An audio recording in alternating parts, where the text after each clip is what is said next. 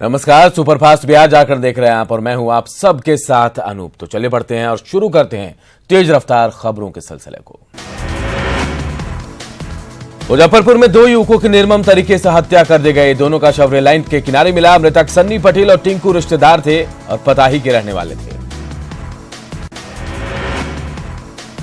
सूचना के बाद मौके पर पहुंची पुलिस ने शव को अपने कब्जे में लेकर पोस्टमार्टम के लिए भेज दिया। मृतक सन्नी मुजफ्फरपुर पुलिस का मुखबिर बताया जा रहा है। परिजनों ने बताया कि दोनों भाई शाम को घर से जैकेट खरीदने निकले थे।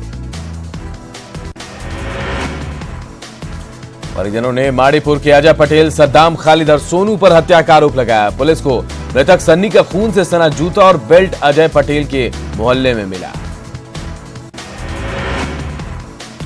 AK-47 के स्मगलरों के खिलाफ मुंगेर पुलिस को एक और कामयाबी मिली है। पुलिस ने असॉल्ट राइफल खरीदने आए एक बिचौलिए के साथ दो तस्करों को गिरफ्तार कर लिया है।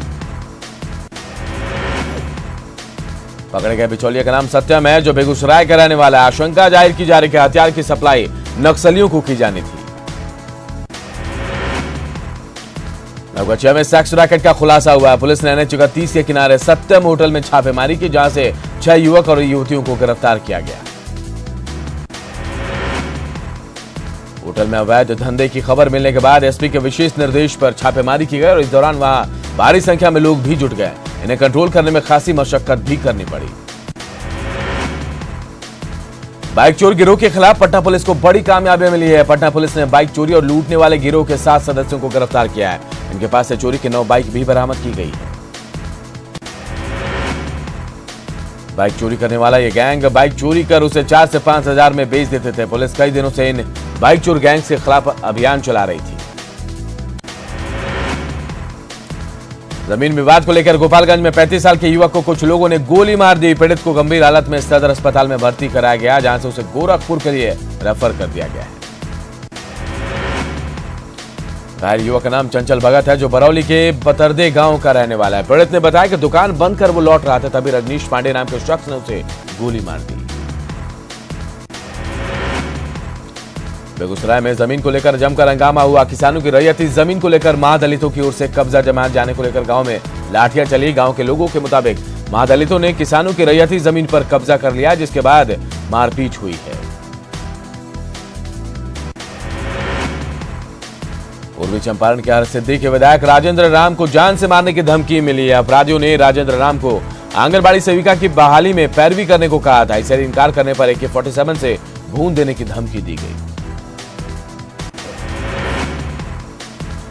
वैशाली के महुआ के गरजौल पहाड़पुर गांव में अचानक आग लगने से 1 दर्जन झोपड़ियां जलकर राख हो गईं। सूचना मिलने पर पहुंची फायर ब्रिगेड की टीम ने कड़ी मशक्कत के बाद आग पर काबू पाया, लेकिन इस दौरान 5 लाख की संपत्ति जलकर खाक हो गई।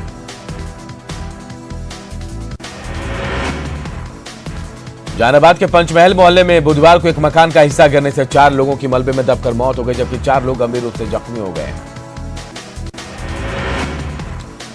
मृतकों में 2 स्थानीय, जबकि बाजार में खरीदारी करने आए 2 लोगों की मौत हो गई। प्रशासन की तरफ से मृतकों के परिजनों को 4 लाख की सहायता राशि दी गई और साथ ही डीएम ने घटना की जांच की बात भी कही है। ब्रजेश ठाकुर की पत्नी आशा ठाकुर से पटना के ED कार्यालय में बुधवार को करीब 7 घंटे तक पूछताछ की गई। 2 दिन पहले ब्रजेश ठाकुर की बेटी से भी 7 घंटे तक ED ने पूछताछ की थी। माना जा रहा है कि ब्रजेश पर मनी लॉन्ड्रिंग एक्ट के तहत कार्रवाई तय है। अवैध शराब कारोबारियों के खिलाफ गोपालगंज पुलिस ने 2 दिनों तक अभियान चलाया। इसमें 4 वाहन और करीब 1 करोड़ रुपए मूल्य के विदेशी शराब जब्त की गई है। गोपालगंज पुलिस ने 2 ट्रक चालक सहित 3 धंधेबाजों को रंगे हाथों गिरफ्तार किया। यह कार्रवाई सदर SDPO के नेतृत्व में कुचायकोट के जलालपुर चेकपोस्ट पर की गई। रामगढ़ के बुरकुंडा थाना क्षेत्र के घरों में लगातार चोरी हो रही है। बुधवार की शाम चोरों ने एक घर को निशाना बनाया। घर का मालिक और उनका परिवार इलाज के लिए दिल्ली गया हुआ था। कुछ दिन से घर में कोई सो भी नहीं रहा था, जिसकी वजह से चोरों को मौका मिल गया और 7 लाख रुपए मूल्य के गहने की चोरी कर ली। चोरों ने बाकी सामानों को हाथ नहीं लगाया। बरवाडी के चौपरी जतरा मेला में लौटने के दौरान हेंदे हास पुल के बीच में 2 बाइक की टक्कर हो गई। इसमें बाइक सवार दोनों युवक गंभीर रूप से घायल हो गए। इनमें से एक घायल की हालत नाजुक बनी हुई है, जिसे बेहतर इलाज के लिए मेहंदी नगर रेफर किया गया। मंगलवार को भी दुर्घटना में एक युवक की मौत हो गई थी। सरायकेला के चांडिल प्रखंड अंतर्गत कांदरबीड़ा सबर बस्ती में 80 वर्षीय आदिम जनजाति पहाड़िया की वृद्ध महिला की मौत हो गई।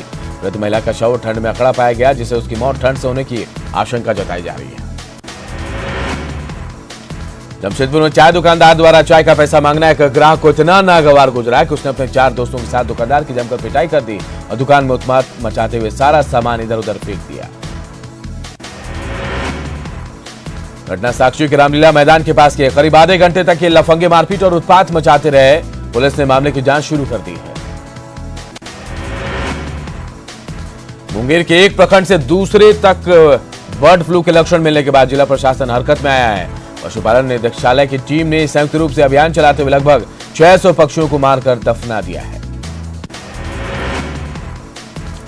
वहीं गोरोह के 1 किलोमीटर क्षेत्र को प्रतिबंधित घोषित कर दिया गया। इसके बाद मुबारक शक में मरे कौवों में भी बर्ड फ्लू के वायरस की पुष्टि होने के बाद जिला प्रशासन ने एहतियाती कदम उठाए हैं।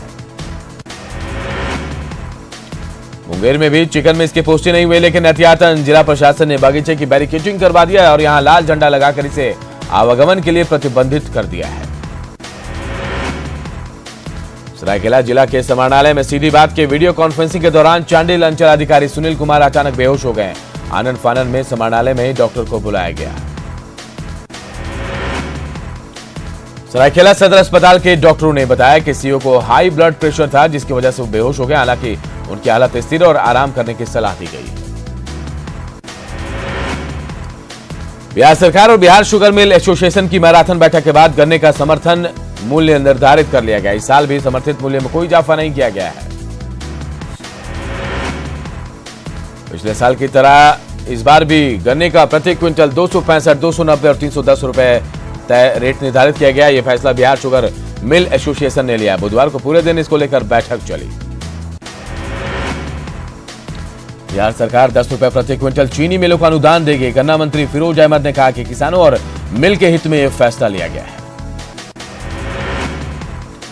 झारखंड विधानसभा के शीतकालीन सत्र का आज आखिरी दिन है। जिस तरीके से विपक्ष के विधायकों ने पहले काम के 2 दिनों में हंगामा किया, उसे देखते हुए आज भी हंगामे के पूरे आसार हैं। विपक्ष पारा शिक्षकों की मांगों का समर्थन कर रहा और इस मुद्दे पर 2 दिनों तक सदन में किसी मुद्दे पर सार्थक चर्चा नहीं हो पाई। आज आखिरी दिन प्रश्नकाल, राजकीय कार्य और गैर सरकारी संकल्प प्रेषित किए जाएंगे। आखिरी दिन देखना होगा कि सदन में काम होता है या फिर विपक्ष यहां शोर और हंगामा कर रहा है। भाजपा नेता और कृषि मंत्री डॉक्टर प्रेम कुमार ने कहा कि प्रदेश में अपराध चिंता का विषय है, लेकिन उनकी सरकार अपराध पर अंकुश लगाने में सक्षम है। भाजपा नेता बुधवार को रोहतास के डेयरी में एक पुस्तक विमोचन समारोह में भाग लेने आए थे। प्रेम कुमार ने कहा कि नीतीश जी के नेतृत्व में प्रदेश में कानून का राज है। उन्होंने नेता प्रतिपक्ष तेजस्वी यादव के अपराध को लेकर किए गए ट्वीट पर कहा, जिन लोगों को अपराध की वजह से जनता ने सत्ता से बेदखल कर दिया था, वो दूसरों को सलाह दे रहे हैं। आरएलएसपी से भागे हुए विधायक ललन पासवान ने एक बार फिर दावा किया कि असली आरएलएसपी उनकी है और जल्द ही चुनाव आयोग उन लोगों के पक्ष में फैसला देगा। ललन ने सासाराम में बताया कि आरएलएसपी क्षेत्रीय दल है और उसके सभी विधायक और विधान पार्षद जब एनडीए में है, ऐसे में किसी के आने जाने से संवैधानिक मान्यताओं पर कोई असर नहीं पड़ता। आरएलएसपी के मुख्य प्रवक्ता भगवान सिंह कुशवाहा 28 दिसंबर को समर्थकों के साथ जेडीयू में शामिल होंगे। जेडीयू के प्रदेश अध्यक्ष वशिष्ठ नारायण सिंह सभी को पार्टी की सदस्यता दिलाएंगे। जीतनराम मांझी ने एनडीए को नागराज तो महागठबंधन को सांपराज कह दिया। मांझी यही नहीं रुके, उन्होंने इसका अर्थ भी लोगों को समझाया। मांझी ने कहा कि इनके काटने के बाद सही समय और सही तरीके से इलाज हो तो जान बच जाती है। मांझी एक निजी समारोह में शामिल होने औरंगाबाद पहुंचे थे। झारखंड में 2019 में बीजेपी को विजय दिलाने का जिम्मा बिहार बीजेपी के पूर्व अध्यक्ष और स्वास्थ्य मंत्री मंगल पांडे को दिया गया है। बीजेपी के राष्ट्रीय महासचिव वरुण सिंह ने यह चिट्ठी जारी की है। इससे पहले मंगल पांडे को हिमाचल प्रदेश के विधानसभा चुनाव में प्रभारी बनाया गया था और उनके नेतृत्व में पार्टी को जीत मिली थी। लिहाजा 2019 में अब झारखंड में बीजेपी की जीत के लिए मंगल पांडे को चुनाव प्रभारी बनाया गया है। विधानसभा परिसर में कुछ मंत्रियों और विधायकों के साथ मुलाकात के लिए पारा शिक्षकों को बुलाया गया, लेकिन शिक्षा मंत्री की मौजूदगी में हुई अनौपचारिक मुलाकात भी नतीजा ही खत्म हो गई। पारा शिक्षकों ने एक बार फिर से आंदोलन जारी रखने का ऐलान कर दिया है। शिक्षा मंत्री ने संसदीय कार्य मंत्री के चैम्बर में पारा शिक्षकों के शिष्टमंडल से अनौपचारिक बातचीत की और छत्तीसगढ़ मॉडल की जानकारी ली। झारखंड पुलिस एसोसिएशन ने राज्य सरकार और पुलिस प्राधिकार को चेतावनी दी कि उनकी मांगों को 13 जनवरी तक नहीं पूरा किया तो 13 जनवरी को होने वाले केंद्रीय कार्य समिति की बैठक में आंदोलन की घोषणा की जाएगी। पटना में बीआईए का प्लैटिनम जुबली समारोह मनाया गया। इसका उद्घाटन डिप्टी सीएम सुशील कुमार मोदी और उद्योग मंत्री जय कुमार सिंह ने किया। इस मौके पर बीआईए के अध्यक्ष केपीएस केसरी समेत कई उद्योगपति और उद्यमी यहां मौजूद थे। प्लैटिनम जुबली कार्यक्रम में कई उद्यमियों को सम्मानित किया गया। कार्यक्रम को संबोधित करते हुए उद्योग मंत्री जय कुमार सिंह ने उद्योग के क्षेत्र में किए गए कार्यों का उल्लेख भी किया। डिप्टी सीएम सुशील मोदी ने जहां बीआईए के प्लैटिनम जुबली को लेकर उन्हें बधाई दी तो वहीं उद्यमी गुंजन खेमका की हत्या पर खेद जताते हुए कहा कि मैं मरमाहत हूं और 2 से 3 दिनों में दोषी को गिरफ्तार कर लिया जाएगा। डीसी छवि रंजन की पहल पर सरायकेला जिला में सरफासी पोर्टल का शुभारंभ किया गया। इस पोर्टल के जरिए सरफासी अधिनियम के तहत बैंकों में के एनपीए खाते से संबंधित सभी दोषियों की जानकारी उपलब्ध होगी। बैंकों की तरफ से सरफासी एक्ट से संबंधित गतिविधियों को आसानी से देखा जाएगा और उन्हें प्रेजेंट स्टेटस की जानकारी आसानी से मिल पाएगी। देवघर में पथ निर्माण विभाग की बड़ी लापरवाही सामने आई है। श्रावणी मेला के ठीक के बाद करोड़ों की लागत से बनी सड़कों में बीचों बीच दरार आ गई है। मुख्यमंत्री नीतीश कुमार आज दरभंगा में गंडौल बिरौल सड़क का उद्घाटन करेंगे। इस सड़क से बिरौल और दरभंगा के बीच का फासला 80 किलोमीटर कम हो जाएगा। सड़क से कोसी इलाके के बुल्लाहा पुल के रास्ते सहरसा मधेपुरा का पटना से सीधा संपर्क हो जाएगा। उद्घाटन से पहले डीएम ने सड़क का निरीक्षण भी किया। पटना हाईकोर्ट के मुख्य न्यायाधीश बुधवार को किशनगंज दौरे पर थे, जहां उन्होंने न्यायालय परिसर का निरीक्षण किया और मालकानी की स्थिति को देखकर नाराजगी जाहिर की। झारखंड पुलिस के लिए बुधवार का दिन गौरव का दिन रहा। राज्य के 30 दरार 3 आईपीएस अधिकारियों को दिल्ली में उपराष्ट्रपति वेंकैया नायडू ने सम्मानित किया। दिल्ली के विज्ञान भवन में आयोजित एक समारोह में बोकारो एसपी कार्तिक एस, गुमला के एसपी अश्विनी कुमार सिन्हा और पाकुड़ एसपी शैलेंद्र वर्णवाल को सम्मानित किया गया। देश और विदेश में हुई घटनाओं को पूर्वी चंपारण के युवा कलाकार जीवंत रूप देने में लगे हैं। घोड़ासहन के सैंड आर्टिस्ट मधुरेंद्र बालू और रेत के सहारे अपनी कला को प्रदर्शित करते हैं। मधुरेंद्र ने अटल जी की जयंती के अवसर पर श्रद्धांजलि देने के लिए उनके प्रतिमा को केरल साथ ही इंडोनेशिया में आए सुनामी तूफान की तबाही में मारे गए लोगों को श्रद्धांजलि दी। रंग मार्च पटना द्वारा पटना के कालिदास रंगालय में अजित गांगुली की स्मृति में 5वां थिएटर वाला नाट्य उत्सव 2018 का आयोजन किया गया। भागलपुर के चैतन्य प्रकाश को थिएटर वाला सम्मान से सम्मानित किया गया। मशहूर गीतकार गुलजार बुधवार को दैनिक भास्कर के कार्यक्रम पटना उत्सव में शामिल होने पहुंचे। उन्होंने कई मुद्दों पर अपने विचार रखे। न्यूज 18 बिहार झारखंड पटना उत्सव का मीडिया पार्टनर है।